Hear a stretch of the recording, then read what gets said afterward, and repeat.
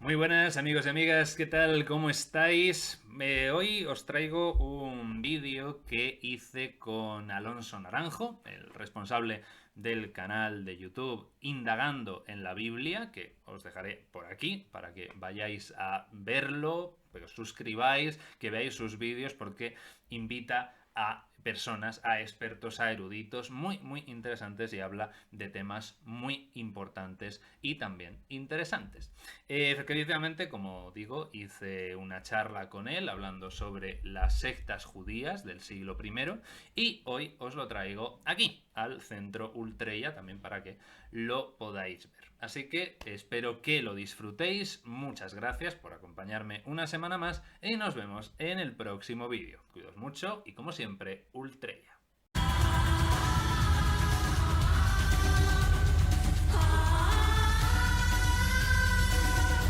Hola, hola a todos, ¿cómo están? Bienvenidos otra vez a este su espacio amigo, Indagando en la Biblia, un espacio donde la fe y la espiritualidad es de cada uno de ustedes, de nosotros, la divulgación bíblica sin tintes confesionales y sin tintes fundamentalistas. Les comento que el día de hoy tengo un invitado muy especial. Hoy nos acompaña el profesor César Espinel. Profesor, ¿cómo está? Bienvenido. Hola Alonso, pues nada, muchísimas gracias. Muchísimas gracias por haberme invitado a tu canal con los invitados de altura que tienes. De verdad me siento muy honrado, así que No, te lo agradezco. De honrado me verdad. siento yo, profesor. Gracias por haberme aceptado esta entrevista. Antes de poder, bueno, llevar esta charla muy amena, que sé que será, me gustaría presentar al profesor Espinel, ¿no? El profesor Espinel, César Espinel, es profesor de mitología comparada y estudioso de las simbologías e iconologías religiosas. Él también es fundador del Centro de Estudios Ultreya, cuyo espacio, bueno, está dedicado al estudio y la divulgación del pensamiento simbólico interreligioso. Él también tiene un canal de YouTube, el cual se llama Centro Ultreya. Bueno, y en su canal habla de diversos temas muy interesantes, ¿no? Lleva charlas, lleva exposiciones, las cuales, bueno, eh, voy a mencionar a continuación.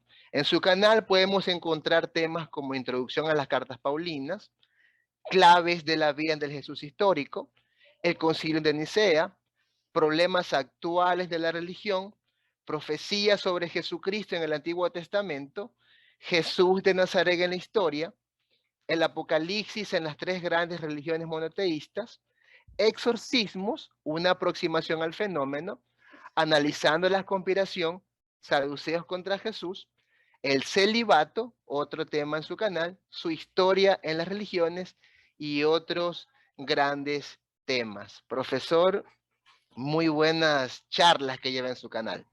Muchísimas gracias. Veo que te has hecho un buen repaso, ¿eh? Sí, profesor, Has tengo que pasar. remontado. Hay algunos de esos vídeos que ya tienen un tiempo, o sea que sí, en efecto. Muy bien, muchas gracias. Sí, Oye, te sí. lo agradezco. No, a usted, profesor, muchísimas gracias a usted, de verdad.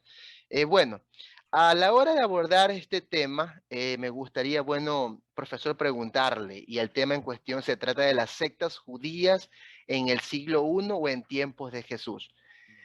¿Qué entendemos nosotros por sectas, profesor? ¿O qué se entendía por secta? Me gustaría conocer, profesor, su opinión. Ah, claro, ahí está la clave, efectivamente. Exacto. Sí, o sea, creo que antes de entrar en materia, efectivamente, creo que hay que tener claras dos cuestiones. Una es efectivamente esa, qué entendían en ese momento por secta, porque efectivamente la palabra no tiene el mismo significado que le podemos dar hoy, ¿no? Etimológicamente, la palabra secta viene del latín sequi, que significa seguir, simplemente. De hecho, esta palabra se aplicaba a las escuelas de filosofía de la antigüedad. Y sus miembros, los, digamos, llamémosles alumnos, eran un individuo, era un sectator, y el colectivo eran los sectatorios, que significan los adherentes o los seguidores en el sentido de seguir a un maestro o a un líder, que tiene un poco o bastante que ver con lo que hoy entendemos por secta. Pero también es interesante porque se ha planteado que el propio término puede estar relacionado también con otro término latino, otra palabra latina, que es secare, que significa cortar o separar. Y entonces, entendido de esa manera, la secta sería un grupo separado, apartado, en cierta medida, de la sociedad circundante. Y entonces, eso es clave para lo que vamos a tratar hoy aquí, que son esas sectas judías de los tiempos de Jesús, que eran movimientos internos del judaísmo del siglo I, que indudablemente podían tener en mayor o menor medida una relación más o menos, digámoslo, peligrosa, entre comillas, con la sociedad circundante, que sería la idea del imperio romano, ¿no? Entonces, eso es precisamente lo que a día de hoy permite distinguir una secta inocua de una secta peligrosa, entre otros parámetros, ¿no? Precisamente el grado de tensión que mantiene con la sociedad circundante. Entonces, en ese momento, lo que vamos a llamar sectas y lo que se entiende por sectas judías del siglo I eran simplemente movimientos internos del judaísmo, es decir, distintas maneras de entender esta religión que convivían unas con otras, y su grado de peligrosidad, por así decirlo, insisto, está determinado por cómo se relacionaban con ese mundo romano.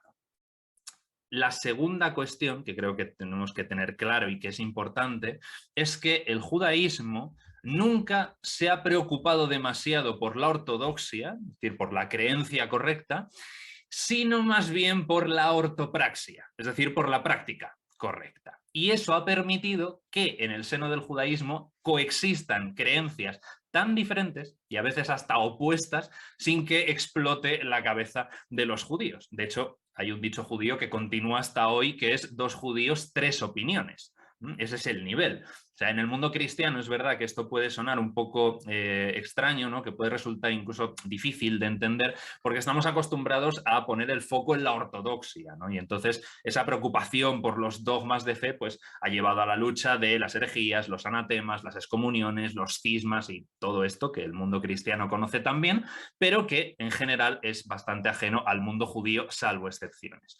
Por lo tanto, el judaísmo ha sido y es una religión plural y más enfocada en la práctica que en la creencia. Por eso no había absolutamente ningún problema en entender el judaísmo de maneras tan diametralmente distintas, porque a veces, insisto, las creencias eran directamente contradictorias. Entonces, que nadie piense que por estar hablando de sectas eran grupos peligrosos. O sea, hay que entenderlo simplemente como distintos grupos dentro del judaísmo antiguo que experimentaban de manera distinta.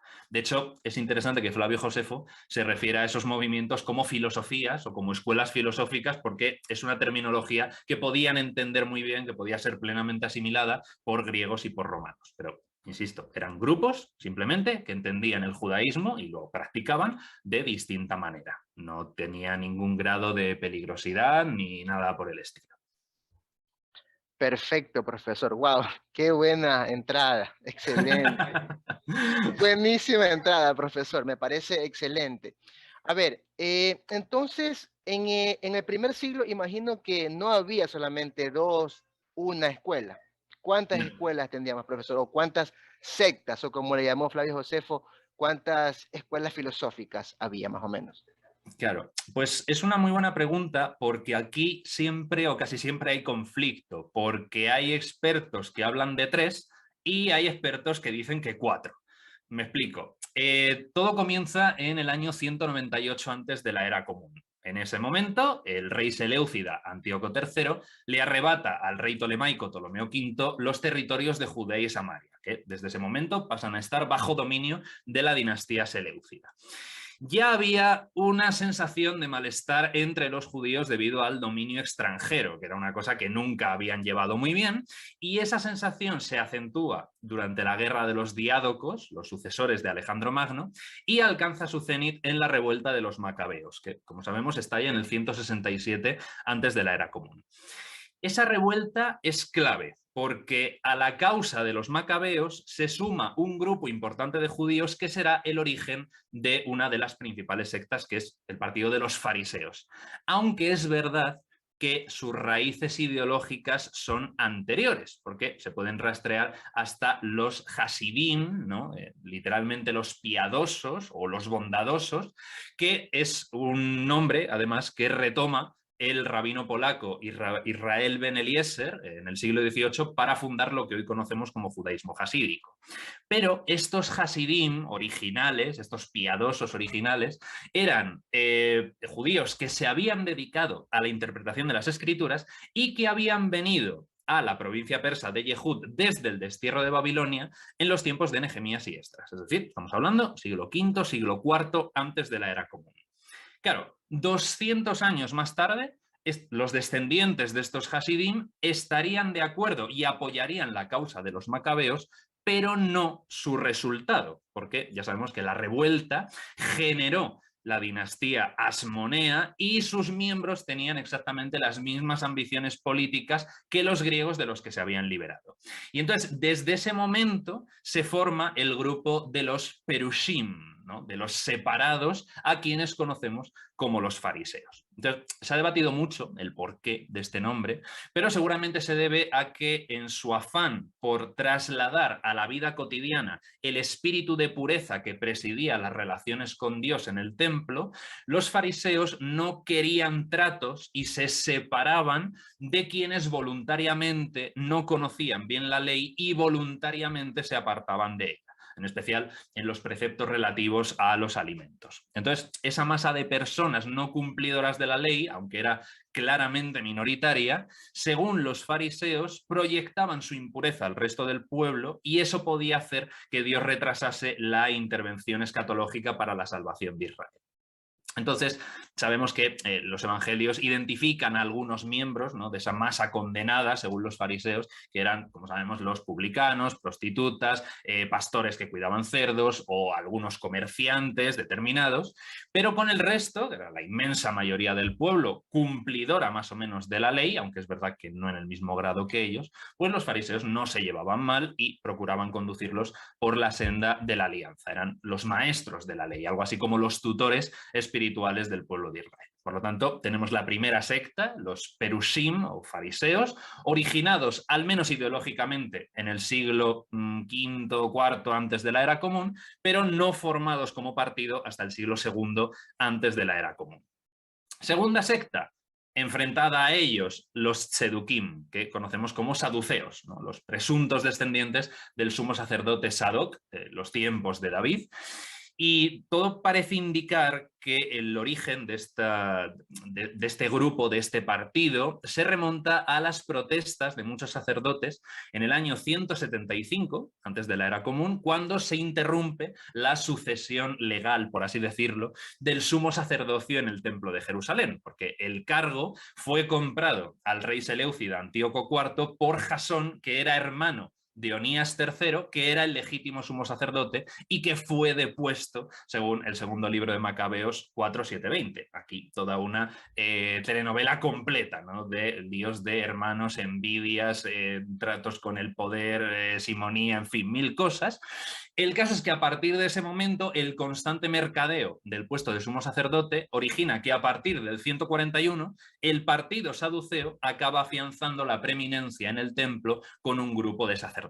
Entonces, esa sería la segunda secta, el segundo partido, que sería la clase dirigente, un grupo reducido, adinerado, de rango sacerdotal, que se vinculaba con el gobierno del templo de Jerusalén. Es decir, que un saduceo sin templo no tenía ningún sentido y por eso cuando el templo es destruido en el año 70 los saduceos desaparecen, aunque también es verdad que hay autores que defienden que el judaísmo caraíta, que se origina entre los siglos VIII y X, mantienen muchas de las doctrinas de los saduceos. Pero bueno, en el siglo I los saduceos son los judíos que mejor se llevan con los romanos, en gran medida también para mantener sus privilegios y porque esa buena relación era fundamental para desempeñar debidamente el culto en el santuario. Claro, ¿qué pasa? Que eso hace que a ojos de muchos judíos los saduceos sean colaboracionistas, ¿no?, porque las buenas relaciones que mantienen con los romanos les granjean buenos negocios con los que aumentan su fortuna. Entonces, también es verdad que los saduceos pierden con el dominio romano bastante poder con respecto, por ejemplo, al que habían tenido con la dinastía asmonea, sobre todo a partir de Juan Hircano II, porque con los romanos se ven desposeídos de todo poder político y también de una buena parte del religioso, porque siguen siendo los romanos quienes se reservan el derecho a elegir al sumo sacerdote. Y además, como hemos comentado, la mayor parte del pueblo a quienes seguían era a los fariseos, no a los saduceos, que se limitaban solamente a las leyes de pureza en lo referente a la actividad cultural del templo. Entonces, aunque social y económicamente estaban abiertos al mundo helenístico, que representaba Roma, es verdad que a nivel religioso tenían unas ideas pues, bastante arcaicas y bastante conservadoras. Y sin embargo, es curioso porque practicaban un judaísmo que era bastante cómodo, precisamente por esa limitación al santuario. En cambio, el judaísmo de los fariseos era mucho más exigente y sin embargo era seguido por la mayor parte de la población.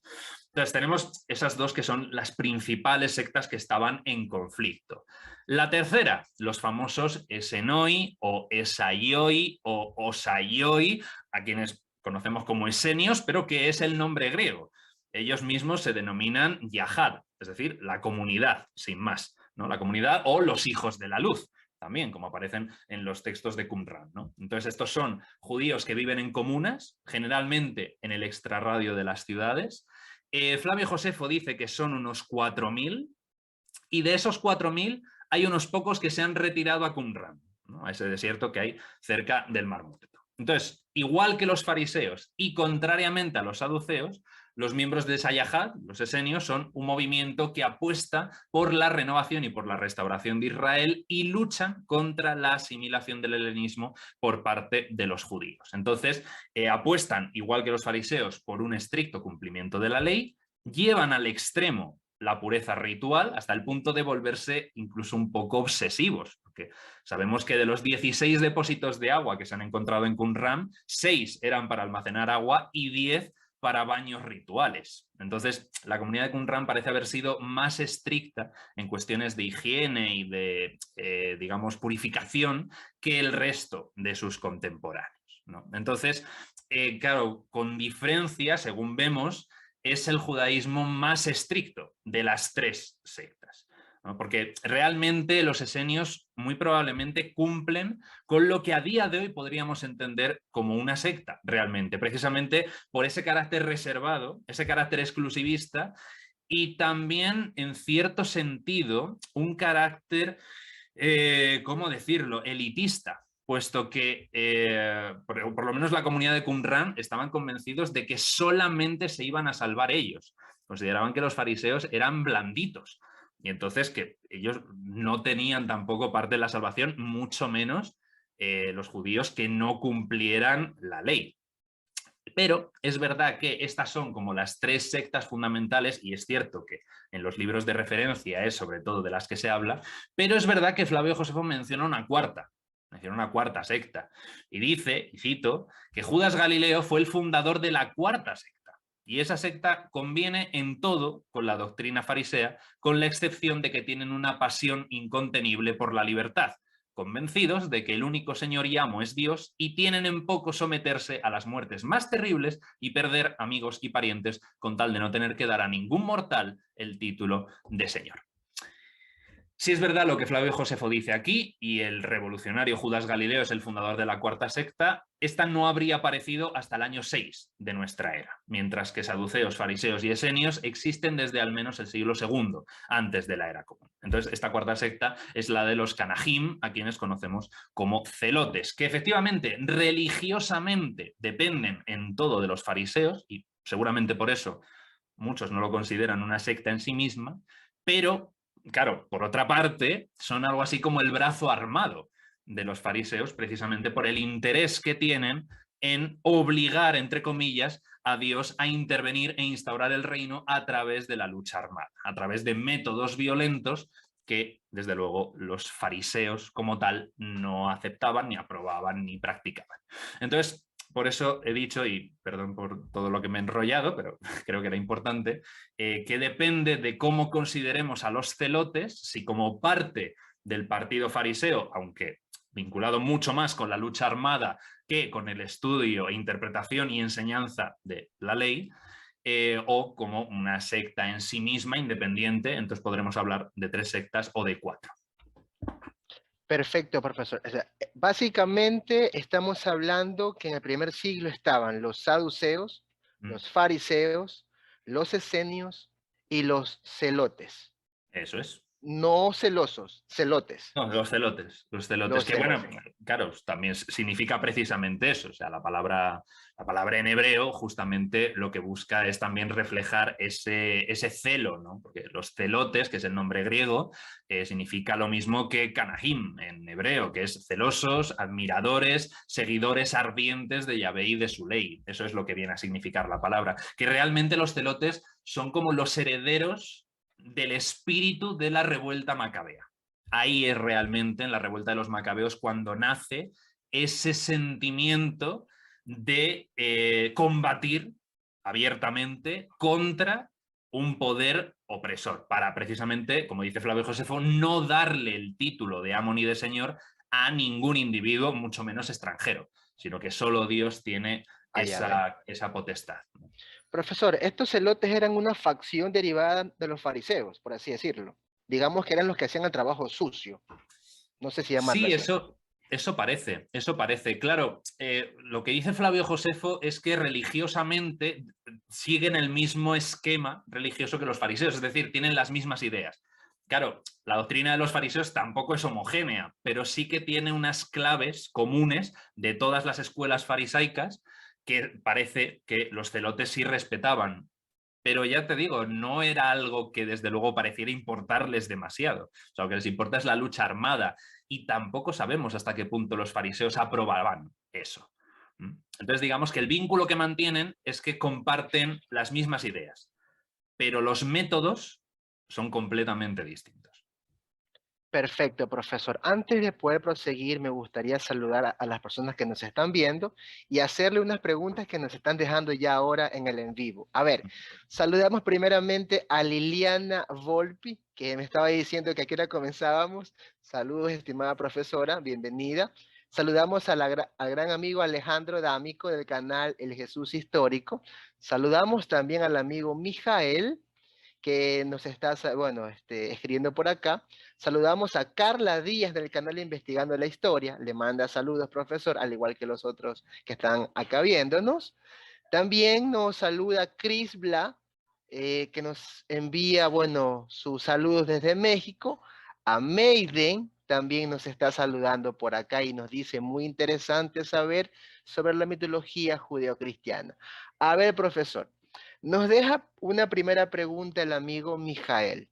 Dice así, es bien sabido en el ámbito académico que Jesús no fundó el cristianismo, sino que era su fundamento. Y Pablo tampoco fundó el cristianismo. Entonces, ¿por qué se sigue afirmando lo contrario?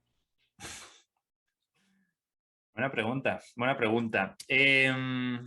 Pues creo que se debe, probablemente haya varios motivos, pero creo que realmente, y como muy bien dice, Jesús se convierte ya con Pablo en el fundamento de una nueva manera de entender el judaísmo.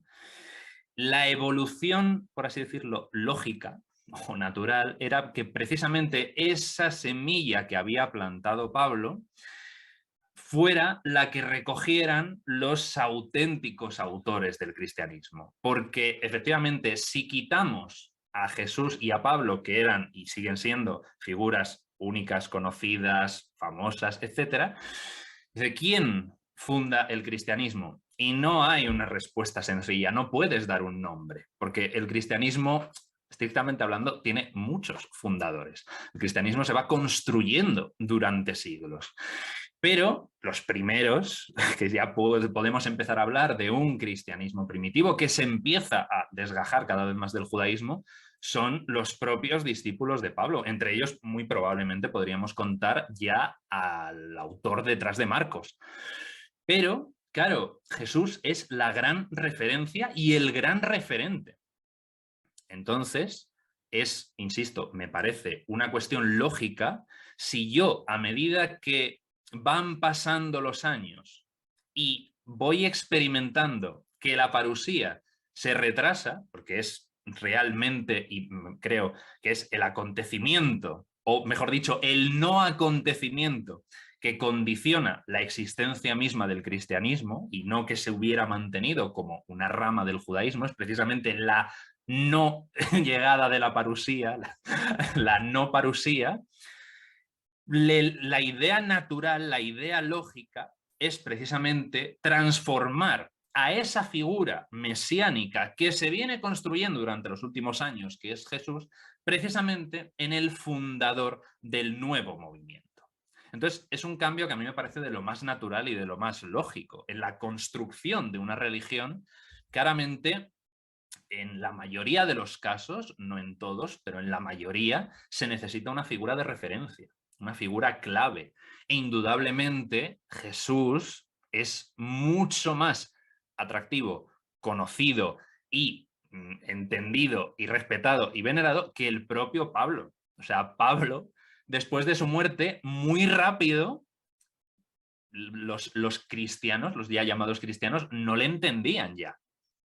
Y de hecho, fíjate qué interesante, la propia Iglesia Católica, los padres apostólicos, no acuden a los textos de Pablo hasta que los utiliza Marción.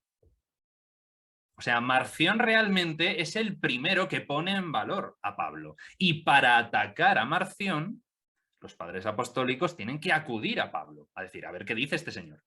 Porque aquí le están utilizando y no tenían ni idea de lo que decía Pablo. O sea, Pablo es una figura en esos primeros momentos completamente secundaria. En cambio, Jesús sí tenía ya un renombre. Por lo tanto, ¿cómo vas a cambiar de figura, de referencia del fundador del cristianismo cuando sobre todo no hay otro equivalente a Jesús? Sino que son muchos los fundadores del cristianismo que se proyectan durante, insisto, siglos. No estamos hablando de, no, bueno, en 5 añitos hay como 3 figuras clave. No, no, no, no. Es que son 300 años, bueno, ¿qué digo? 300 años. A día de hoy se sigue construyendo el cristianismo. Entonces, por eso, era una figura, la de Jesús, que ya estaba plenamente asentada. Simplemente necesitaba un salto más. Y en lugar de mantenerle como una figura judía, pues simplemente es adaptarlo a un mundo mayoritariamente gentil, que la mitad del trabajo ya estaba hecho, en realidad.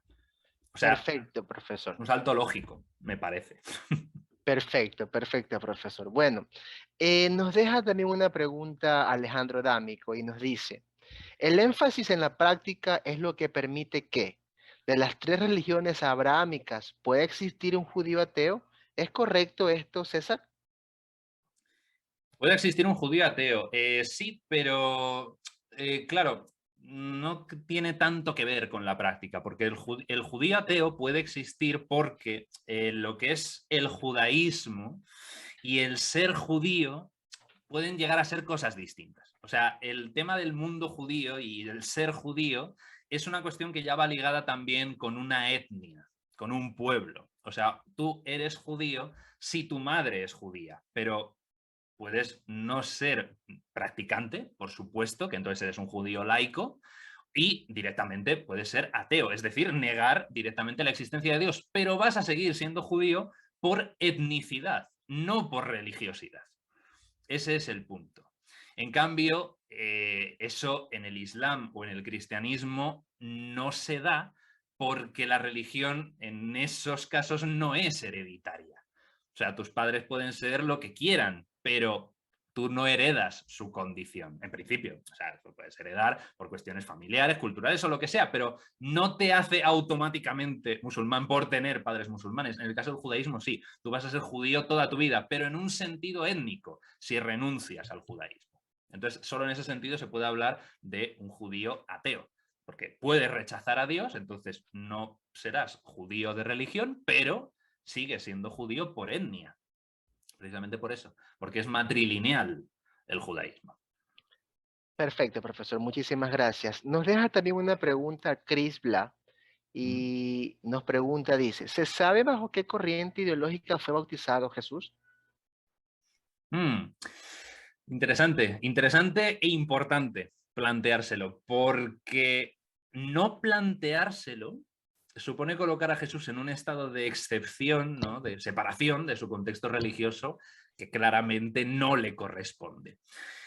Sin embargo, también es verdad que hay que tener cuidado porque hay en los últimos años mucha literatura que pretende hacerse pasar por histórica que casi parece empeñada en demostrar que Jesús era un esenio, sobre todo, quieren vincularle mucho con la secta de los esenios. Supongo que a partir del descubrimiento de los manuscritos del Mar Muerto, no entiendo muy bien o sea, entiendo que, claro, cuando esto saltó a la fama y se hizo célebre y demás, pues mucha gente aprovechase el empujón que suponía ese descubrimiento para escribir libros y sacar dinero, evidentemente. Pero no sé yo si más allá de eso hay algún motivo más para intentar tan obsesivamente vincularle con la secta de los esenios. Yo no lo sé. Lo que sí sé es que se dan una serie de argumentos que en partes son verdad o que podrían serlo, pero desde luego no se pone el acento en las radicales diferencias que existen entre, digamos, los dos grupos, entre los esenios y el subgrupo de Juan el Bautista y de Jesús. Porque eso es la clave, o sea, Juan el Bautista. Sabemos, todos los que estamos aquí, que dentro de la perspectiva histórica, Juan el Bautista no es el precursor, sino que es el maestro de Jesús, ¿no? Podemos suponer, ¿no? De momento, podemos suponerlo. Entonces, claro, eso es clave para saber si Jesús puede pertenecer a alguna secta. Y en el caso del bautismo, claro, los esenios llaman muy poderosamente, ¿no? Porque además, no solamente con el tema del bautismo, también tienen otras semejanzas. Por ejemplo, sabemos que tanto los esenios como Juan el Bautista utilizan Isaías 43 para presentarse ante la gente. Sabemos que ambos tienen una teología apocalíptica que es inminente, ¿no? También sabemos que exigen a sus prosélitos una conversión sincera y una entrega total a la ley. Sabemos que tienen ambos una postura crítica con respecto al templo de Jerusalén, que ambos habitan con frecuencia el desierto y la montaña, aunque también es verdad que la mayoría de las comunidades esenias vivían también en ciudades y de hecho en Jerusalén había un barrio entero esenio. También sabemos que Jesús, como los esenios, siguen la máxima de Levítico 19-18, la de ama a Dios y al prójimo. Pero, claro, se diferencian precisamente, entre otras cosas, pero sobre todo, en el concepto que tienen del bautismo. Porque para Juan sabemos que el bautismo es solamente uno, pero para los esenios son varios y se realizan varias veces al día. Entonces, el bautismo de Juan, que el término griego es baptizon, que significa simplemente sumergir, zambullir, sin ningún tipo de añadido teológico de absolutamente nada, o sea, es el término griego.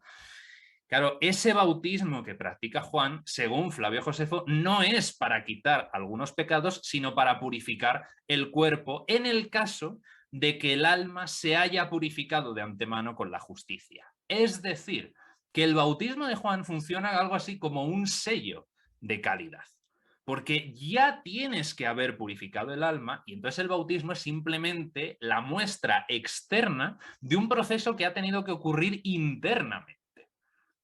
Entonces, claro, hoy en día se discute el origen del bautismo de Juan y es posible que tenga una inspiración esenia, ¿no? Pero aparte del bautismo, que en Juan era uno y en los esenios eran varios, los esenios insistían mucho en el estudio de la ley y de las escrituras, mientras que Juan abogaba más por la predicación. Juan come saltamontes y miel silvestre y se viste a la manera de Elías, ¿no? Con ese manto de piel de camello, el aderet. Pero, en cambio, los esenios comían kosher e iban inmaculados y también eran muy extremistas, como hemos dicho, ¿no? Que defendían que Dios salvaría como mucho a los 4.000 esenios o a lo mejor menos a los 300 que debían vivir en Qumran. En cambio, Juan y Jesús no, creen que la salvación está al alcance de todo el mundo. Entonces, hay muchas cosas muy distintas y, además, en el caso del bautismo, si Juan se llega a presentar en Qumran, le habrían echado de allí a patadas. Pero habrían dicho, pero vamos a ver, o sea, usted está bautizando aquí a publicanos, a paganos, a fariseos, a soldados romanos, a todo el mundo. O sea, ¿qué es esto? Es una locura. O sea, eso la comunidad esenia no puede tolerarlo. Eran extremadamente elitistas. También es verdad que seguramente esos soldados que bautizaba Juan fueran o bien sirios o judíos de la diáspora, pero eso no es lo relevante. Lo relevante es que efectivamente tanto Juan como Jesús se mezclan con todo el mundo. Además, también sabemos que Jesús bebía vino, cosa que para los esenios era como, no. Entonces, claro, hay muchas diferencias, muchas diferencias. También, para entrar a formar parte de la comunidad esenia, se necesitaba 1 año de postulantado y 2 años de noviciado. Alguien en ese proceso no se va a tomar el bautismo de Juan. Entonces, claro, hay muchas diferencias. Las referencias del templo, por ejemplo. Para los esenios rechazan el templo. Jesús no. Jesús arma la que arma en el templo porque tiene el templo en alta estima. Si te da igual, lo que pasa allí dentro, te da igual. No haces nada por cambiarlo. Pero si haces algo por cambiarlo es porque te importa. Entonces, claro, hay muchas diferencias. Insisto, el tema del bautismo de Juan probablemente esté tomado de los esenios, pero tienen muchas más divergencias que convergencias unos y otros. O sea, las convergencias de Juan Jesús con los esenios existen y se dan porque todos ellos pertenecen a un tronco común, que es el judaísmo del siglo I, que es poliédrico completamente. Y entonces, esas divergencias son tan grandes que es difícil de creer, por no decir imposible, que Juan y Jesús pertenecieran al movimiento esenio. Entonces, claro, y Perfecto. ese bautismo es propio de Juan. ¿Y de inspiración esenia? Probablemente, pero con un significado completamente diferente. Wow. Profesor, entonces, ¿y podría haber la posibilidad que dentro de la secta esenia haya subsectas? O sea, que la raíz sea los esenios, pero hay otros grupos. Sí, sí, sí, podría darse sin duda. De hecho, es eso, antes hemos hablado de que había varias escuelas de fariseos, en los esenios se podría dar perfectamente. De hecho, de entre esos esenios, de esos 4.000, el grupo de Qumran es una secta dentro de una secta. Claramente, los de Qumran son mucho más extremistas y también tienen un determinismo mucho más acentuado probablemente que el resto de los esenios. Lo que ocurre, el problema aquí, es que de esos otros esenios, ¿no?, de los que viven cerca de las ciudades, sabemos relativamente poco. Sí, sabemos que celebraban comidas comunes, sabemos que mantenían contactos con gente que era afín a los ideales de la secta, cosa que en Qumran, lógicamente, no aceptaba que fuera nadie, estaban allí aislados completamente. Esa idea del determinismo es muy importante. De hecho, es la clave de Qumran, o sea, el determinismo tan acentuado. Es precisamente, cogemos y nos vamos allí porque la llegada es inminente. Entonces vamos a prepararnos y renunciamos al mundo, porque somos los elegidos. Entonces, que había varias corrientes dentro de lo que podríamos llamar el esenismo, pues es muy probable. Es muy probable. Lo que pasa es que es esto, lo que te comento, que muchas veces nos falta información. Lo que más sabemos de los esenios es los de Qumran, pero ellos no eran la norma. Ellos son más bien la excepción. La mayoría de los esenios no eran así. Pero nos faltan datos. Ok, profesor. Nos deja una pregunta. Bueno, antes de hacer esta pregunta, saludamos a Ainara Mora, que también está en la transmisión, y al amigo Wilmar Jaramillo Espina desde Medellín, Colombia. Nos pregunta, bueno, o comenta la maestra Liliana Volpi, dice, bueno, sin duda Jesús conocía a los esenios, pero en su humilde opinión, él creó su propia escuela con las influencias de su época, como es natural. También nos comenta y dice así, según el profesor Adolfo Reumann, es casi 90% seguro que Juan Bautista sí estuvo allí, aunque no se lo nombra explícitamente, y es seguro o se fue o lo echaron justamente por las ideas diferentes que él tenía. Nos comenta también Randy Chávez, o pregunta, algunos ubican a los celotes como movimiento antes de la era común, otros lo ubican después del año 30 de la era común. ¿Cuál es su opinión, profesor César? Pues claro, ahí yo creo que ahí está la clave, ¿no? De si hacemos caso a Flavio Josefo, que presenta a Judas Galileo como fundador de la secta, o si efectivamente la secta ya existía y digamos que Judas Galileo es como el primer exponente claro, ¿no? Con nombre y con identidad propia. A mí, yo personalmente me inclino por una cuestión doble, que ya he planteado. Creo realmente que el movimiento celote como tal, como digamos partido con entidad propia, aparece efectivamente, si no con la revuelta de Judas Galileo, en esos años, en esos primeros años del siglo I de nuestra era. Como también creo que su espíritu, el ideal de la lucha armada con tintes religiosos, es desde luego originario de la revuelta de los macabeos. Yo creo que sí, concilio esas dos posibilidades. O sea, el espíritu es anterior, es del siglo II, antes de nuestra era, pero creo que el grupo como tal se forja en esos primeros años del siglo I después, o sea, del siglo I de nuestra era. Es lo que yo pienso. Perfecto, profesor. A ver, la maestra Volpi tocó un tema importante. Eh, Antonio Piñero, el respetable profesor Piñero, quien nos acompañó acá en su momento, él dice que Jesús era, digamos, un filo fariseo. O sea, se manejaba, digamos, que manejaba básicamente la doctrina de ellos y era muy asemejado en muchas cuestiones. He escuchado a otros académicos decir que Jesús era esenio, ya que el tema del dualismo, que creo que se ve en el Evangelio de Juan, lo ligan con esa escuela. La maestra Volpi comentaba, y yo también, bueno, entiendo yo, ¿Jesús pertenecía a uno de esos o tenía un poco de cada escuela y funda un movimiento nuevo? Pregunto. ¿Los nazarenos se podían considerar como un movimiento nuevo dentro de esa rama, de esas ramas, perdón, del judaísmo? Sí.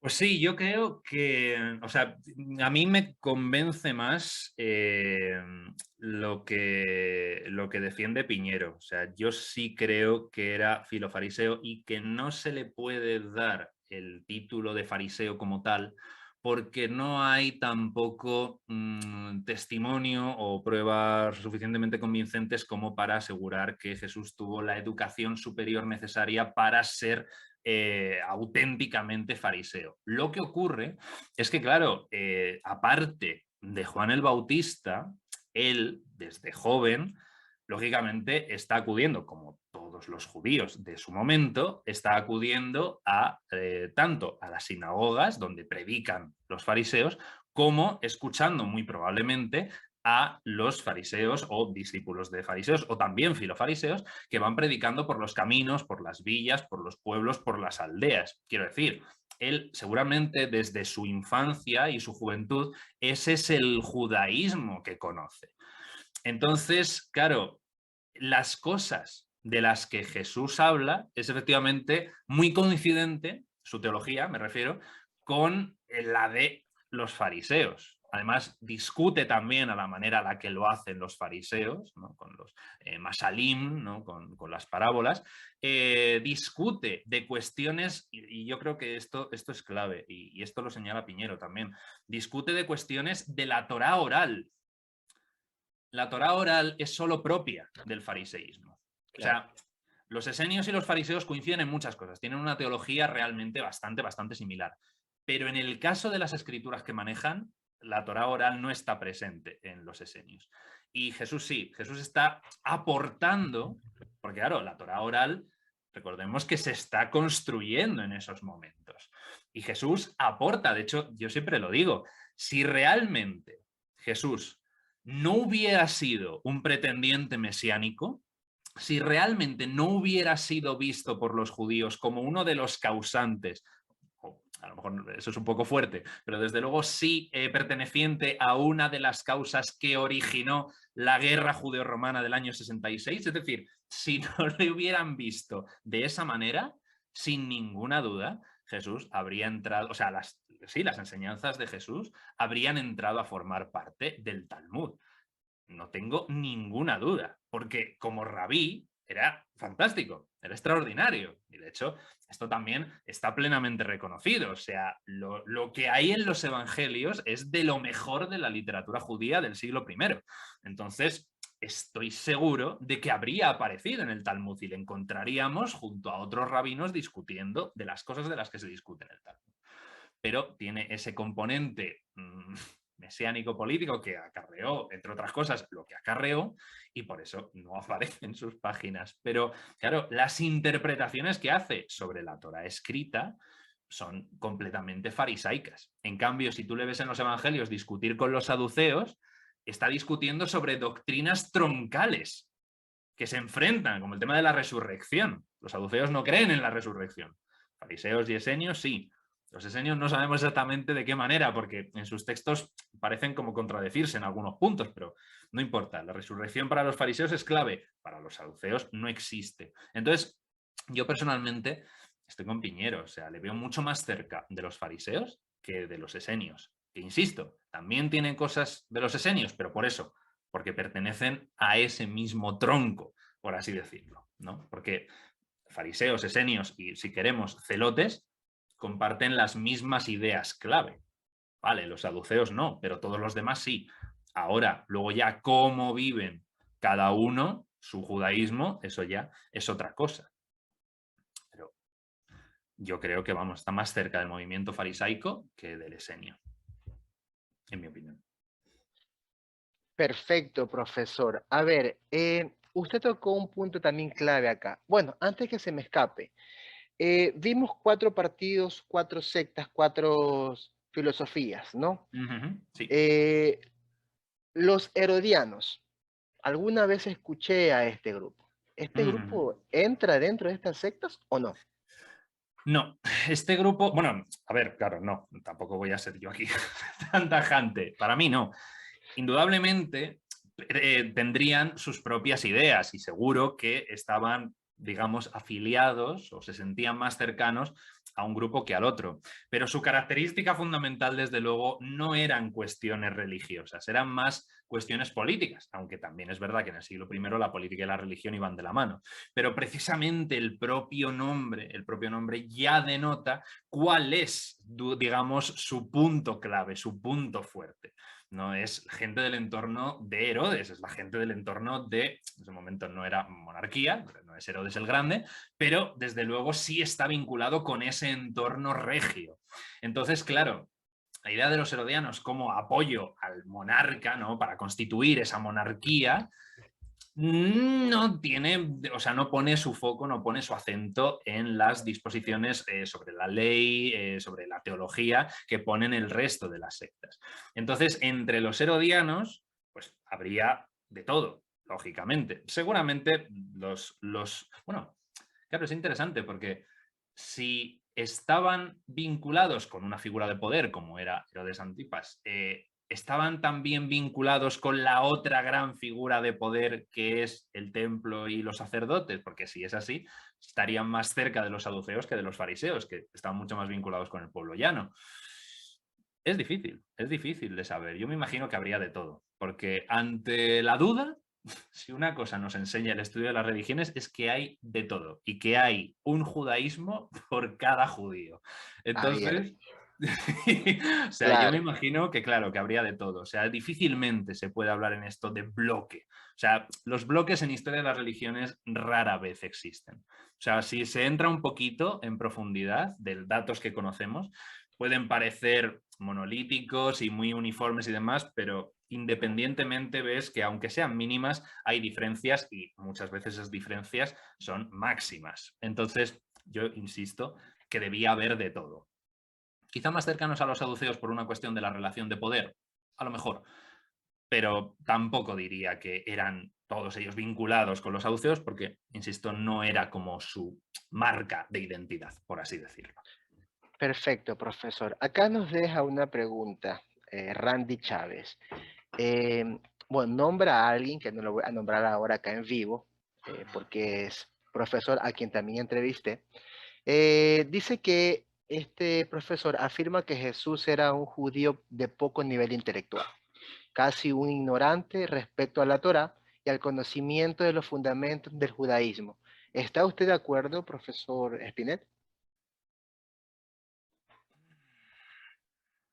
Mm, Mm, mm, mm, Profesor, sin Sí, yo tapujos. creo, yo fíjate, yo sinceramente creo que no, creo que no. O sea, es verdad que, insisto, no hay razones suficientes para decir que tuviera una educación efectivamente de nivel de las escuelas farisaicas, una educación, diríamos, superior, pero tanto como un ignorante me parece reducirle mucho, porque o sea, no hay que olvidar que un maestro de la ley es un maestro de la ley. O sea, él es un rabí, le llaman rabí, y no hay motivos tampoco para pensar que eso es una imposición posterior o una invención del mundo cristiano primitivo, porque no tiene sentido. El rabí es una figura puramente judía, no tiene ningún sentido en un contexto cristiano. Entonces, como rabí, cada maestro tiene su forma de entender la ley y las cuestiones judías.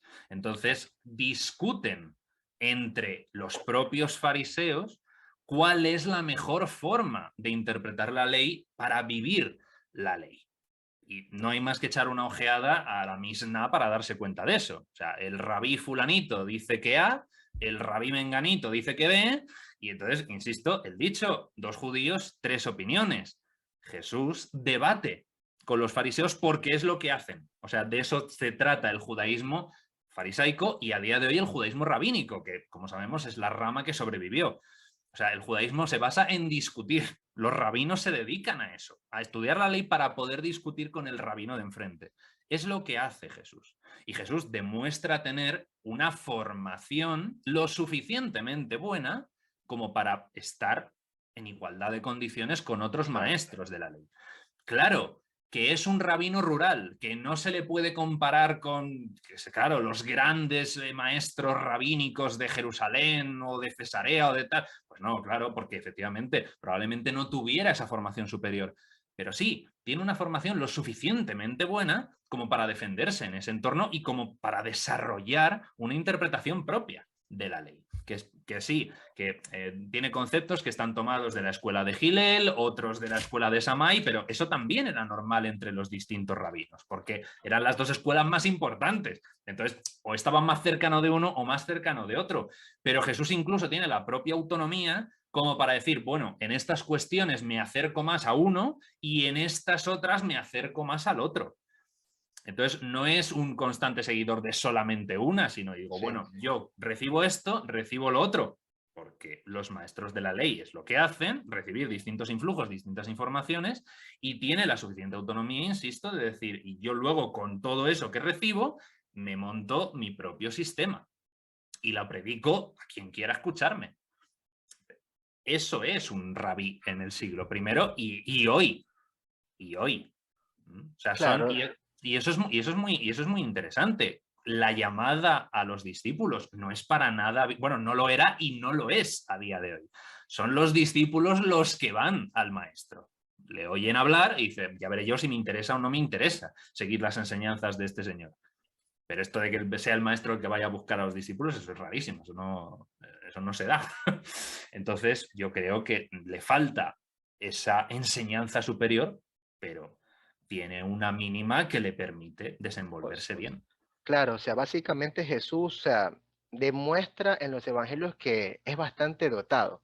No recuerdo si fue Joseph Klausner o Gesa Vermes quien dice que Jesús era un gran autodidacta. No recuerdo ahora, pero y esa autodidacción, por así decirlo, la manifiesta a la hora de llevar sus enseñanzas.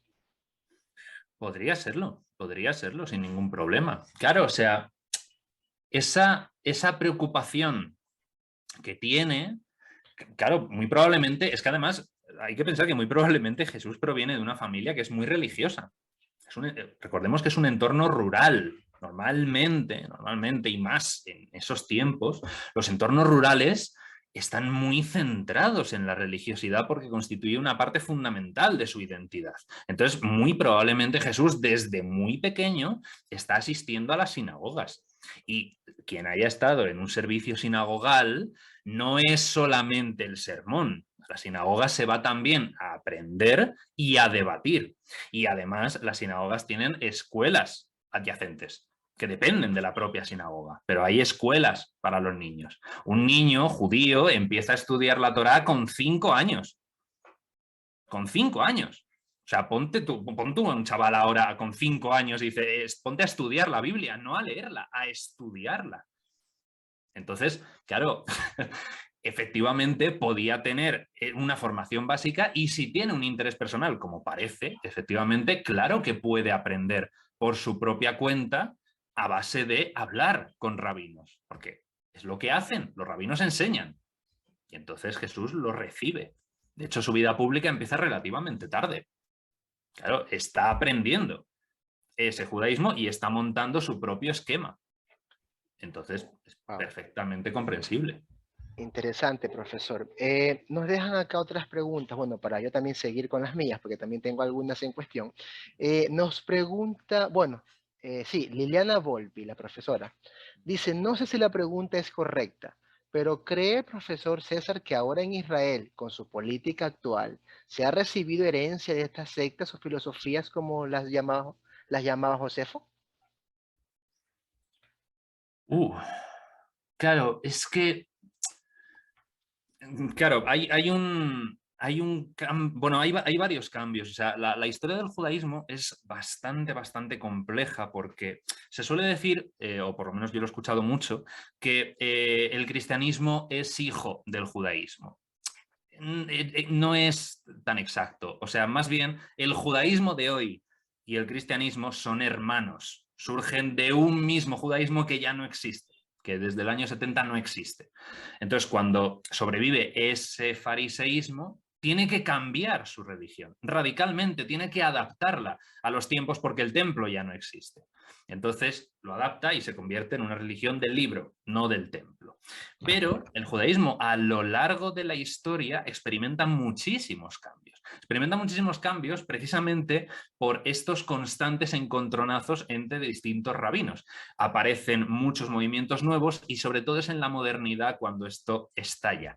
Porque a día de hoy las ramas, no solamente las ramas del judaísmo que existen hoy, sino todas las escuelas dentro de esas propias ramas, que son muchísimas, empiezan a surgir sobre todo siglo XVII, siglo XVIII, siglo XIX, van apareciendo ramas y corrientes nuevas.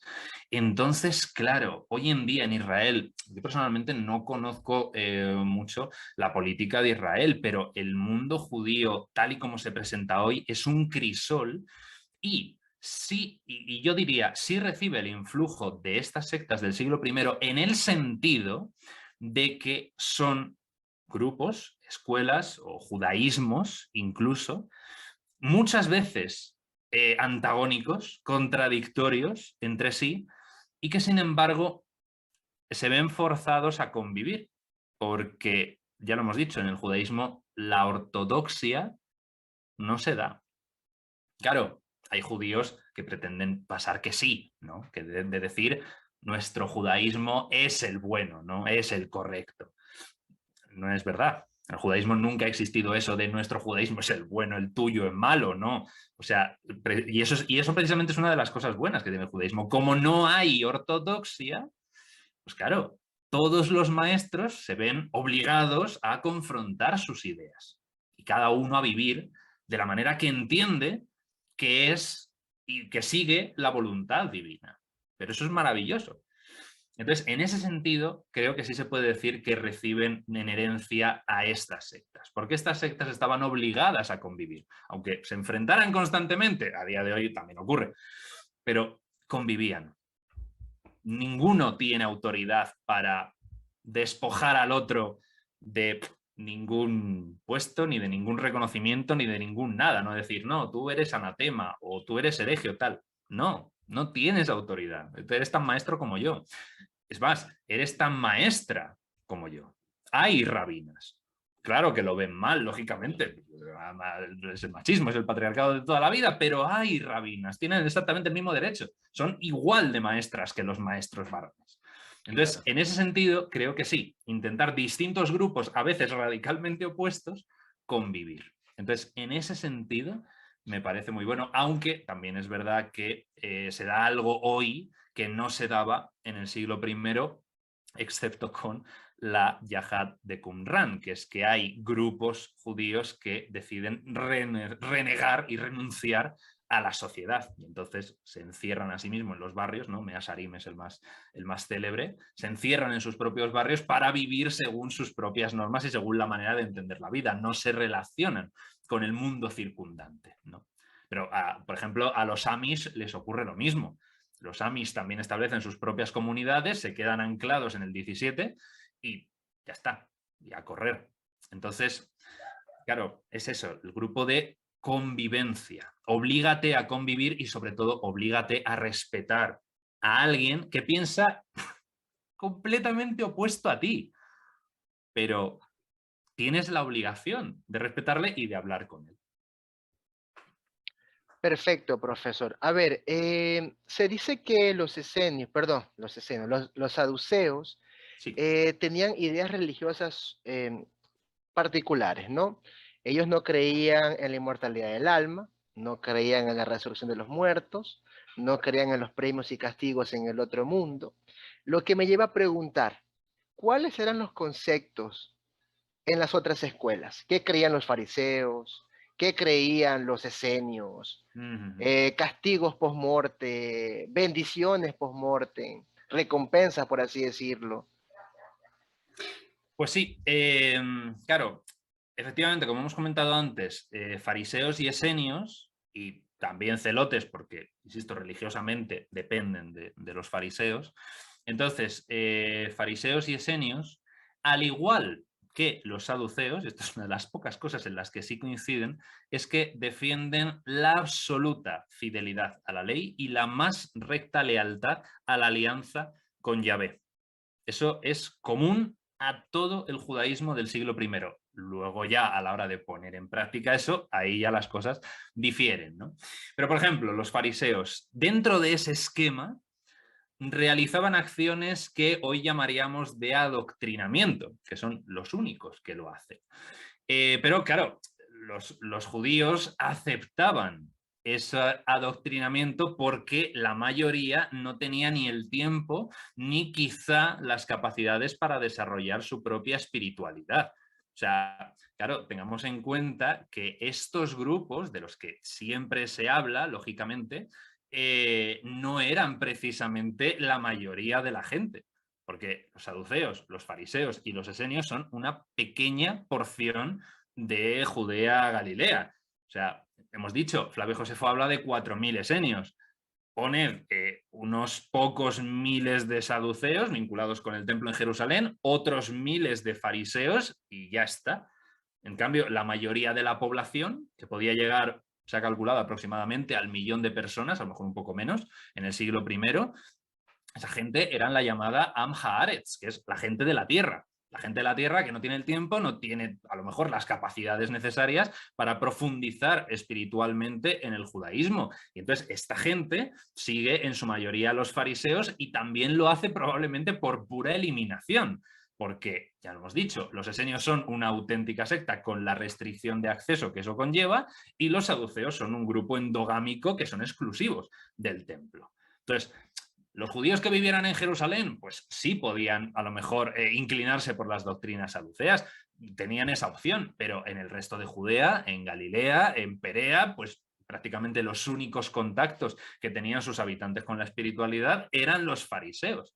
Entonces, claro, esas escuelas farisaicas que están vinculadas con las sinagogas, pues lógicamente eran el judaísmo que recibían y por lo tanto era lo que compraban. Entonces, ese fariseísmo que practica un legalismo extremo, que esto también, claro, puede llamar la atención, dice, si es tan exigente, si es tan legalista, sorprende que la mayor parte de la población se inclinara por ellos, pero insisto, es que probablemente lo hacían por pura eliminación, ¿no? Entonces, esa enorme importancia que le conceden al cumplimiento de la ley, hasta en sus más mínimos preceptos, claro, pues no se puede decir que fuera una fe cómoda. También sabemos que la doctrina farisea no era homogénea, ya lo hemos comentado, ¿no? Que había diferencias de interpretación sobre distintas cuestiones en las escuelas farisaicas, pero es verdad que sí tienen una serie como de, diríamos, creencias comunes. Y una de ellas es efectivamente la inmortalidad del alma, la fe en la inmortalidad del alma, ¿no? Consideraban que la muerte no era el final de la existencia, cosa que, como bien has dicho, los saduceos obviamente no defienden que esta vida es lo único que hay y que muerto el cuerpo, muerto el alma, que también tiene todo el sentido y toda la lógica. O sea, si tú eres la clase sacerdotal boyante que prospera económicamente, no te interesa una vida de ultratumba porque ya estás en la mejor vida posible en este mundo, ¿no? Entonces, los fariseos, por el contrario, igual que los esenios, que no eran boyantes económicamente, que se pueda decir, efectivamente creen en la inmortalidad del alma. Pero, un dato curioso, y esto lo dice Flavio Josefo, y yo aquí siempre he tenido mis dudas sobre si esto realmente sería así, porque no hay que olvidar que Flavio Josefo está escribiendo para un público romano, y que por lo tanto es fácil que simplificara las doctrinas o que incluso puede que llegara a cambiar las doctrinas para hacerlo comprensible al público al que iba dirigido, porque Flavio Josefo dice que los fariseos creían en la transmigración de las almas de los justos, que es una idea completamente griega, completamente platónica. Entonces, según el propio Josefo, los fariseos creen que efectivamente los justos viven la metempsicosis, la transmigración de las almas, mientras que los malvados sufren un castigo eterno. Que por otra parte es verdad que es algo bastante en consonancia con Daniel 12.2, ¿no? Que dice esto de que muchos de los que duermen se levantarán, despertarán, ¿no? Del polvo de la tierra, y unos para la vida eterna y otros para la eterna ignominia y castigo y demás. Pero claro, la metempsicosis es interesante porque si realmente es así, y la mayoría de los fariseos defendían la transmigración de las almas, eso podría explicar bastante bien ese pasaje raro de Marcos, ¿no? Que plantea tantos interrogantes, el de 8, 27, 28, que dice que, claro, Jesús le pregunta a sus discípulos que quiénes creen los hombres que es él, ¿no? Y unos le responden que Juan el Bautista, otros que Elías, otros que algunos de los profetas. Entonces, claro, si la doctrina es la de la transmigración de las almas, se puede explicar muy bien, porque, claro, esa transmigración reservada solamente a los justos permite que el alma vaya cambiando de cuerpo. Entonces, sí que es verdad que hay textos posteriores que parecen extender esta creencia a todos los difuntos, no solamente a los justos, pero tampoco termina de quedar claro que esa transmigración o, desde luego, esa vida de ultratumba se limitase al alma y prescindiera del cuerpo. O sea, no se puede decir que en los fariseos no haya resurrección porque no queda claro. Es verdad que los testimonios son muy pocos y confusos, no dan suficiente información, pero desde luego la creencia en la transmigración es cuanto menos curiosa. También, y esto para el judaísmo del siglo I es muy importante, los fariseos creen en la libertad humana, exactamente igual que los saduceos, que van al extremo. O sea, creen que el ser humano es libre y es responsable de su libertad, cosa que, insisto, defienden los saduceos, en esto coinciden, pero los fariseos dicen que también hay cosas que escapan a nuestro control. Y ahí ya con los saduceos no. Los saduceos dicen que nada escapa a nuestro control, que todo depende de nosotros, de cada persona, su fuerza y su voluntad puede conseguir la salvación. Los fariseos dicen que, bueno, que unas cosas sí y otras no. De hecho, Flavio Josefo dice que los fariseos dicen que solo algunas cosas son obra del destino, no todas, puesto que depende de nosotros mismos que algunas ocurran o no. Entonces, los fariseos ahí pues se ubican en un término medio en lo que era el judaísmo del momento, ¿no? Porque alcanzan ese punto medio entre la postura de los saduceos, que no son nada deterministas, con la de los esenios, que son completamente deterministas, salvo en algunas excepciones, en algunos textos que pareciera que no. Ahora iremos a eso. Claro, entonces para los fariseos, pues se trata más bien de una cooperación hombre-Dios, ¿no? De que la gracia divina, que claramente depende de Dios y ante eso no puedes hacer nada, la recibes o no la recibes, pero si la recibes, fortalece tu voluntad para cumplir la ley. Y entonces así se consigue la salvación. Esa era un poco la mentalidad de los fariseos, ¿no? Claro, has mencionado lo de los castigos y las recompensas. Eso también es importante. O sea, eso es una teología de la retribución, pero proyectada hacia otra vida. Porque los saduceos también tienen su teología de la retribución, pero la aplican a esta vida.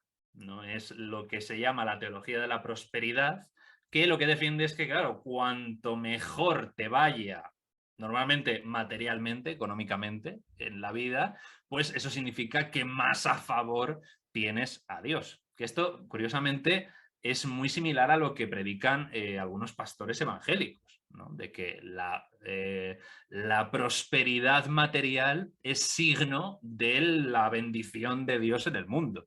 Esto era lo que defendían los saduceos. Los fariseos no. Los fariseos proyectan esa retribución a otra vida. Esto se hace muy comprensible porque la teología de la prosperidad es muy antigua, o sea, la podemos rastrear hasta el Deuteronomio y a la historia de Abraham. Pero esta idea de la retribución a otra vida, que ya la teología de la retribución empieza a tambalearse también desde muy antiguo, porque ya Jeremías habla de ello, ¿no? De cómo es que el justo sufre y el impío prospera. Algo falla. Y claro, la idea de que Dios pueda ser injusto, pueda premiar al malvado o por lo menos no recompensar al justo es teológicamente insoportable. Entonces hay que salir de ese brete y la salida es, vale, lo proyectamos a otra vida, que es una doctrina que no se asienta definitivamente hasta la revuelta de los macabeos, porque precisamente esa revuelta introduce en el judaísmo un fenómeno que nunca antes se había visto en esa religión, que es el martirio. O sea, claro, ¿cómo se puede conciliar el esquema de ser justo es igual a tener una larga y próspera vida con ser justo y morir prematuramente, que es lo que les estaba ocurriendo a muchos judíos? Entonces, esa incomprensión hace que fariseos y esenios desarrollen en sus sectas un planteamiento de castigos y de recompensas eternas en función de la vida que hayas llevado. Entonces, además, es interesante porque relacionándolo con la transmigración de las almas, que ya hemos comentado, Flavio Josefo dice que las almas sobreviven a la muerte y que hay recompensas y castigos bajo tierra para aquellos que han llevado vidas de virtud o de vicio. Entonces hay una presión eterna para las almas malas, mientras que las buenas reciben un paso fácil a una vida nueva. Esto es lo que él defiende, ¿no? Entonces, básicamente esas son un poco las doctrinas de los fariseos. Luego también en relación con los saduceos y con los esenios hay cuestiones, digamos, de practicidad. Por ejemplo, la vinculación que tienen con el templo. No tiene nada que ver, lógicamente, los saduceos con los fariseos y esenios. Los fariseos están despegados del templo. Prefieren predicar en las sinagogas y solamente toman parte en el santuario en las grandes fiestas de peregrinación y en los rituales importantes. Entonces, los fariseos y los celotes tienen una relación tibia con el templo, es como lo fundamental, exactamente igual que las personas que vivían lejos de Jerusalén. La importancia que le dan también a la Torá oral, por ejemplo, que es algo exclusivo suyo, ni los esenios ni los saduceos lo reconocen. La relación que tienen con Roma, ¿no? Los fariseos consideran que la tierra prometida solo le pertenece a Dios y no a una potencia extranjera, pero los fariseos creen que Dios va a expulsar a los romanos cuando llegue el momento, que depende de él, ¿no? Que está en su mano, lo que está en su mano es precisamente instaurar el reino y expulsar a los extranjeros. Lo que depende de los fariseos y de los judíos es vivir conforme a la ley. Entonces, eso también incluye la noción que tienen del Mesías.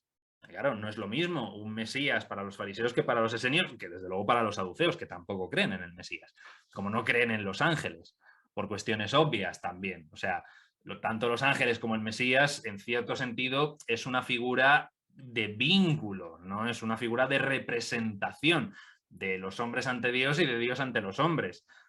Los saduceos, en tanto que vinculados al culto sacerdotal, según su óptica, ellos ya están haciendo esa función. Entonces no tenía ningún sentido que creyesen en los ángeles y tampoco en el Mesías por esa idea de la era mesiánica, la vida futura, etc. ¿Qué era importante para los fariseos en cuanto al Mesías? Que fuese un maestro de la ley. Y además un maestro de la ley que la aplicara y que quedara instaurada en todo el pueblo. Pues claro, era muy importante eso. Entonces, ¿qué buscaban los celotes en el Mesías? Lógicamente a un guerrero, a un guerrero que comandara las huestes, tanto humanas como angélicas, contra sus enemigos, ¿no? Los celotes ahí sí que tienen una distinción clara con los fariseos, por ejemplo, porque los celotes sí creen que tienen la responsabilidad de dar el primer paso para la instauración del reino.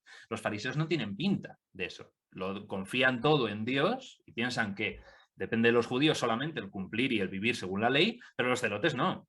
Los celotes dicen, no, no, no. O sea, si nosotros damos el primer paso, Dios nos va a ayudar. Entonces, claro, esa ideología es causa de las continuas incitaciones a la rebelión y a la lucha armada contra los romanos.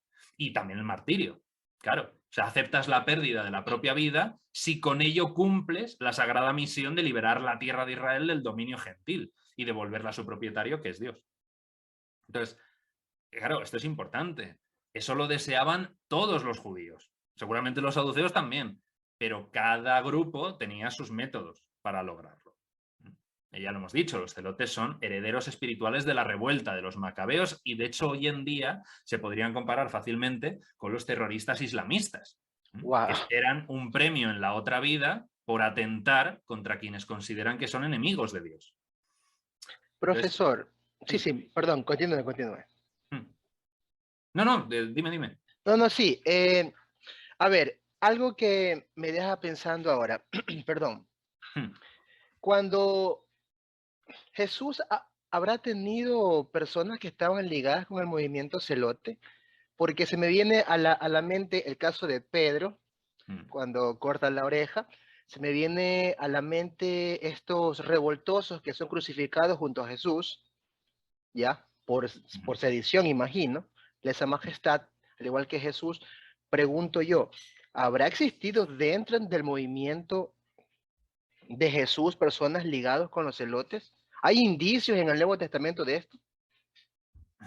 Yo, vamos, Porque si muy, me muy... suena mucho el puñal de Pedro, ese, más que todo ese tema. Sí, sí, sí. Yo, vamos, estoy convencido de ello. No solamente el accidente de la oreja de Malco, sino también el episodio de Barrabás, ¿no? Que es que una de las interpretaciones que se hacen es que efectivamente se detiene esa noche en el Monte de los Olivos a varios miembros del movimiento de Jesús y que se produce en esa redada un asesinato. Entonces, claro, sabemos que efectivamente dentro de los celotes había una facción especialmente belicosa y peligrosa, que eran los famosos sicarios, ¿no? de esa espada, ¿no? Que es la sica. Entonces, es muy probable que dentro del movimiento hubiera vínculos con ese movimiento celote. Ahora, también es verdad, Jesús, a pesar de todo, no parece haber sido un celote. Porque me parece que es también importante distinguir dos términos legales en ese momento y muy importantes para Roma. Si Jesús es y tiene que ver con el motivo de la muerte. Si Jesús es un revolucionario, lo que quiere decir que atenta de forma violenta contra el orden establecido, o si, por el contrario, es un sedicioso, que atenta de forma pacífica. Entonces, claro, ahí está la clave. Los celotes son revolucionarios porque toman acción armada, violenta. Jesús no lo parece. O sea, Jesús atenta de forma pacífica, pero no por una, o sea, no tampoco por una cuestión de el amor y la misericordia y tal, no, no, o sea, simplemente y seguramente porque era un señor demasiado pobre y también demasiado sensato como para enfrentarse a Roma de manera armada. Aunque es verdad que, y esto lo dice también Piñero, que me gusta mucho esa expresión, hay en el Evangelio ruidos de sable, que me parece precioso, o sea, me parece una forma muy acertada de decirlo, porque efectivamente Jesús sí tiene momentos en los que se comporta de forma violenta, como por ejemplo en el trato de los mercaderes del templo, ¿no? También insta a ese uso de armas, ¿no? En Lucas 22:36, cuando dice que quien no tenga espada que venda su manto y compre una. O sea, sí hay un cierto ambiente revolucionario, un cierto ambiente de no estamos formando un ejército, porque eso supone mantenimiento económico que no se pueden permitir. Digamos que es más bien de vamos a armarnos por si acaso, por lo que pueda pasar, y desde luego tiene también ese pasaje tan célebre, ¿no? En el que dice como algo así, como de a ver si creéis que si yo ahora diera una orden, mi padre no pondría a mi disposición 12 legiones de ángeles. Claro, el ejército celestial sale mucho más barato que un ejército terrenal y es bastante más efectivo. Entonces, claro, esto parece que, a pesar de que existe ese ruido de armas y en que es cierto que en ningún momento Jesús condena el uso de la violencia, en conjunto parece encajar más como un sedicioso que como un revolucionario. Claro. Profesor, acá nos deja un comentario Alejandro D'Amico y dice, uno de los discípulos era Simón el Celote. ¿Cierto? Hace énfasis en eso. Cierto, efectivamente. Sí, es correcto, desde luego. Cierto. Ok, profesor. Perfecto. Ya como estamos terminando, me gustaría dejar algunas preguntas que nos dejan por internos y veo preguntas que no están relacionadas con el tema y no sé si sea ideal poderlas hacer acá. A ver, una pregunta ligada al tema nos pregunta Chris Bla. Dice, hablando sobre que Jesús tomaba enseñanzas de las diferentes corrientes, ¿podríamos tomarlo como ecumenismo? Uf, me parece un término anacrónico. Exacto. No es propio, bueno, no solamente anacrónico, sino también desubicado de la religión a la que pertenece. O sea, el ecumenismo tiene sentido dentro del mundo cristiano, que también tiene mucha división y muchas corrientes y muchas escuelas y muchas maneras de entender el cristianismo, pero claro, sí tiene la noción de ortodoxia muy desarrollada. En el caso del judaísmo, creo que sería incorrecto hablar de ecumenismo. Es que era simplemente el judaísmo que existía.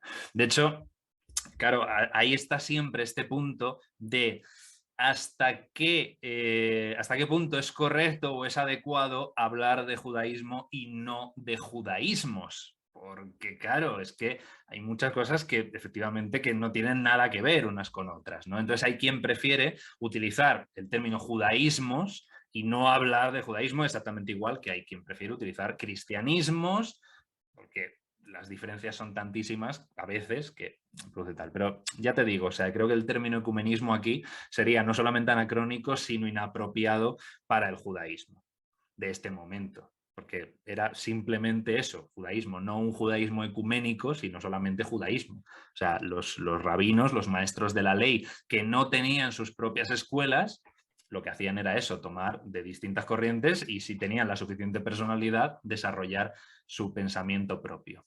Perfecto, profesor. Acá nos comenta Alejandro D'Amico, nos dice, hay una hipótesis bastante bien fundamentada que plantea que los motivos de la traición de Judas tenían más que ver con el celotismo que con la avaricia. Y también hay un pasaje en el Nuevo Testamento que dice Jesús, quien no tenga espada, venda su capa y compre una. Mm. Sí, efectivamente. Sí, eso es lo que hemos comentado, ¿no? De ese pasaje de Lucas. Y sí, o sea, pudiera ser. Claro, al final es un poco elucubrar, que muchas veces, claro, con los datos que tenemos es lo que tenemos que hacer, pero sí, no me parece para nada una idea descabellada que tuviera que ver con una reacción celote el tema de la traición de Jesús. Desde luego, claro, que algo, algo de fondo había, porque sí, la verdad es que lo de la ambición económica, poco sentido tiene. Entonces, es curioso. No lo había escuchado nunca, la verdad, tengo que reconocerlo, pero me parece bastante bien traído, porque sí, me hace sentido, desde luego. Mm. Perfecto, profesor. Lo voy a dejar con una última pregunta, bueno, que no tiene nada que ver con el tema, pero como le dije acá al amigo Mijael, la iba a plantear. Él pregunta, ¿qué Ujú. opina usted, profesor César, como experto en mitología, de las hipótesis que algunos defienden de que el cristianismo es Ujú. una religión mistérica y Jesús es un dios solar? Tengo mis problemas con eso. Y tengo mis problemas con eso porque, aunque es verdad que cuando se está desarrollando el cristianismo, la figura de Jesús toma muchos componentes de los cultos solares y que incluso va a llegar el medievo, donde se le va a representar tal cual como una figura muy vinculada con Helios, tengo mis problemas fundamentalmente porque los cultos mistéricos, las religiones mistéricas, se caracterizan especialmente por dos cosas. Primero, la dificultad de acceso en el sentido de monetario, o sea, eran carísimas, tenías que tener una fortuna, o sea, solamente eran para los ricos, la gente que se lo podía permitir. Y segundo, es que, claro, es de un secretismo muy grande. El cristianismo es todo lo contrario. De hecho, cuando todavía no es cristianismo, sino que es simplemente un judaísmo con ese tinte mesiánico, ¿no? Que no hablemos, claro, es difícil hablar de judaísmo mesiánico, pero es que realmente es lo que era, o sea, un judaísmo, pero considerando que Jesús es el Mesías, que es lo que desarrolla Pablo. Ahí, Pablo, entre otras muchas cosas, es un experto en el marketing. Entonces, ¿qué está ofreciendo? Está ofreciendo, es verdad, en muchos casos, lo mismo que ofrecen las religiones mistéricas, pero es la antítesis de las religiones mistéricas, porque primero, no te va a costar nada, no te vas a tener que gastar nada. Segundo, lo del secretismo, olvídate. O sea, la predicación era pública, notoria, y cuanto más gente lo sepa, mejor. En el caso de las religiones mistéricas es todo lo contrario. O sea, tú entras aquí y de lo que se ocurre aquí no dices ni una sola palabra. Pablo es todo lo contrario y los predicadores son todo lo contrario a eso. Y no solo eso, sino que además te dice, y además lo que vas a obtener con esto, sin tampoco tener que pasar todos los ritos y demás, porque esa era otra. En las religiones mistéricas tenías que pasar por distintos rituales periódicamente y periódicamente tenías que estar pagando. Con Pablo no. Pablo dice, no, no, tú aquí tomas aceptas la ley del amor del Mesías, ¿no? Te prefieres por esa fe, confías en que Jesús es el Mesías y ya está. Y formas parte de la comunidad, de la iglesia, de la asamblea. Y se acabó. Y no solo eso, no solo te resulta más barato, no solo ahorras tiempo, sino que además la salvación es mejor. Lo que obtienes por hacer esto es mejor. Es decir, más fácil, más barato y mejor. ¿Por qué triunfó tanto? Es evidente, porque facilitaba las cosas muchísimo. Claro, prometía no solamente lo mismo, sino que además mejor y las condiciones eran mucho más fáciles. Pues indudablemente, pero porque Pablo está compitiendo con el mercado religioso del Mediterráneo Oriental del siglo I, entre las que destacaban las religiones mistéricas, que estaban buscando adeptos. Pero claro, eran unos cultos, insisto, y eso fue muy importante, muy caros. Entonces, defender que el cristianismo es una religión mistérica no cumple con ninguno de los principios fundamentales de las religiones mistéricas. Que sí, que lo de la muerte y la resurrección y la ingesta del Dios, identificarte con el principio divino, pero en tiempos de Pablo, de Jesús no no estaba asociado a Dios. Eso es muy tardío, o sea que por esa parte tampoco. Sí es cierta figura divina, la cena del Señor, el bautismo, vale, tiene rituales que pretenden sustituir a los de las religiones mistéricas. Es decir, que a lo mejor en su modo, en su forma, sí pretende sustituir a las religiones mistéricas, pero no es una religión mistérica ni muchísimo menos, porque violenta todos los principios de las religiones mistéricas. Y posteriormente, vale, a Jesús se le va vinculando con principios de los cultos solares, pero no se plantea desde un principio con un culto solar. Entonces, creo que esas afirmaciones hay que cogerlas un poco con pinzas, porque afirmar así taxativamente que el cristianismo es una religión mistérica y el Cristo es un dios solar, hombre, a ver, no, o sea, matices, matices. Creo que sí, creo que eso. Un poco. Perfecto, profesor César. Ha sido de verdad un verdadero honor haber, contado con usted el día de hoy. Ha sido un gusto poderle escuchar. Muchísimas gracias. Espero, en otra ocasión tenerlo otra vez. Pues muchísimas gracias a ti, Alonso, de verdad. Y sí, o sea, yo encantadísimo. Espero que a las personas que nos están viendo pues también les haya resultado interesante o al menos entretenido. Y nada, sí, como siempre, pues muy, muy agradecido, de verdad. Profesor, a las personas que deseen tomar algún curso con usted o lo puedan ver a través de YouTube, ¿cómo lo pueden encontrar? Y bueno, si tiene algún curso, por favor, para que nos pueda comentar un poquito. No hay problema, Gracias por aquí este momento de ¿no? spam. Vamos, profesor, con toda confianza.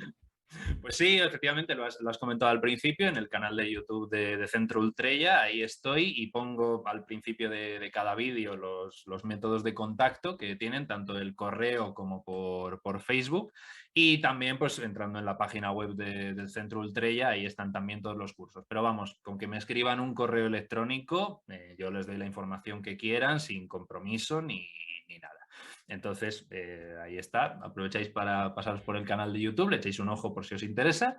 E insisto, al principio de cada vídeo vienen los métodos de contacto. Excelente contenido, muy recomendado. A todas las personas que nos han acompañado, somos Indagando en la Biblia, un espacio donde la fe y la espiritualidad es de cada uno de ustedes. De nosotros es la divulgación bíblica sin tintes confesionales y sin tintes fundamentalistas. Hoy nos ha acompañado el profesor César Espinel. Profesor, reiterarle mi agradecimiento sincero, de verdad, otra vez. Muchísimas gracias. También para ti, Alonso, de verdad. Muchas gracias y qué importante lo que dices y qué importante que haya espacios como el tuyo, de verdad. Da Gracias, profesor. esperanza, realmente da esperanza. Qué bueno, profesor. Gracias por escuchar también y por decirme esas palabras que me alientan mucho a seguir adelante. Bueno, gracias por todo. Nos vemos en una siguiente ocasión. Un abrazo fraterno. Paz a ustedes. No olviden suscribirse y dejarnos su like. Gracias por todo. Chao, chao. Gracias.